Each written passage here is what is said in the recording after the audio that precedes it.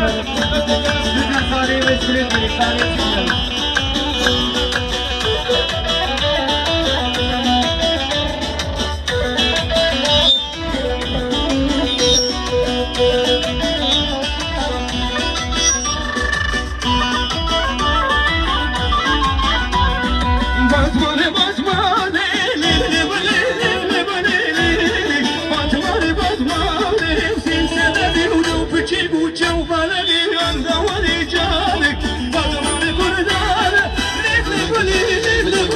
İzmir Menemen arkadaşlar.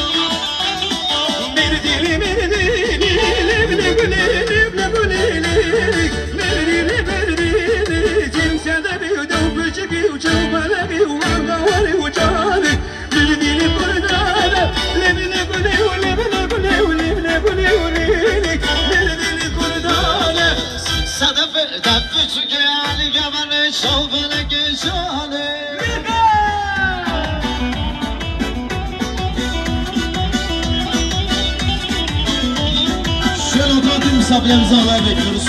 Rahmet Dilara, Rahmet Ömendi.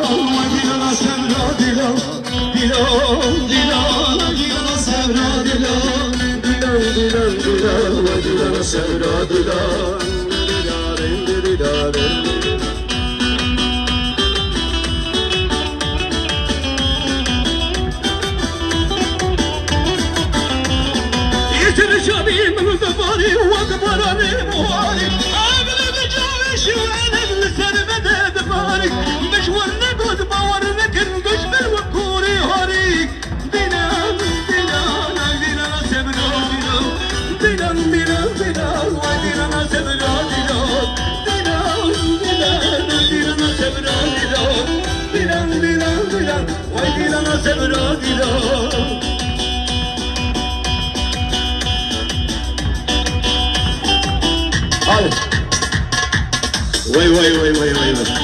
Var var var var.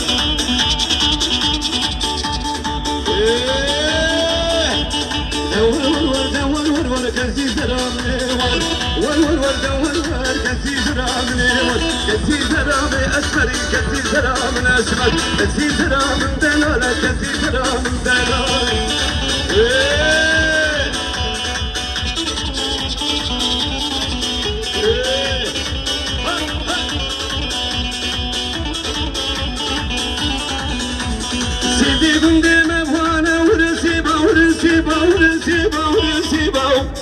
Sevdiğim demem hana varken bağırısı bağırısı. Yazdım demem ve adata vurası bağırısı bağırısı bağırısı bağırısı bağ. Yazdım demem ve adata varken bağırısı bağırısı.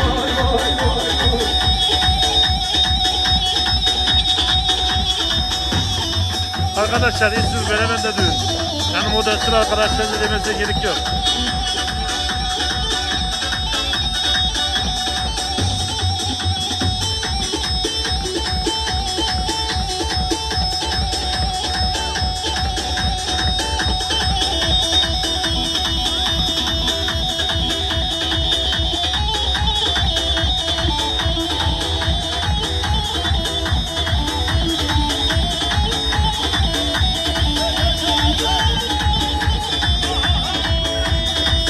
Arkadaşlar lütfen sahneye